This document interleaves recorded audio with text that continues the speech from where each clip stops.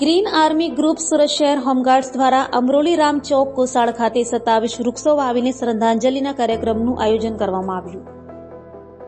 Home guards commandant doctor Praful સિરોયાએ જણાવેલ કે green army charitable trust જે 365 દિવસ સુરતના અલગ અલગ જગ્યા પર વૃક્ષ વાવીને તેને ઉછેરવાનું અભિયાન તુલસી દાદા અને તેમની ટીમ ચલાવી રહ્યા છે. તેમણે આજ રોજ પહેલગાંવ આતંકવાદી હુમલામાં જીવ ગુમાવનાર 27 મૃત આત્માના દિવ્ય આત્માને શાંતિ મળે તે માટે વડ પીપળ લીમડાના વૃક્ષ વાવીને તેમનું જતન કરવા માટે પ્રતિજ્ઞા લેવામાં આવી. તે સાચી શ્રદ્ધાંજલિ છે.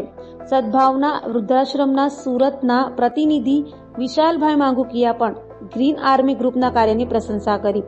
વૃક્ષો વાવીને પર્યાવરણની કાળજી લેવા માટેની અપીલ કરી હતી.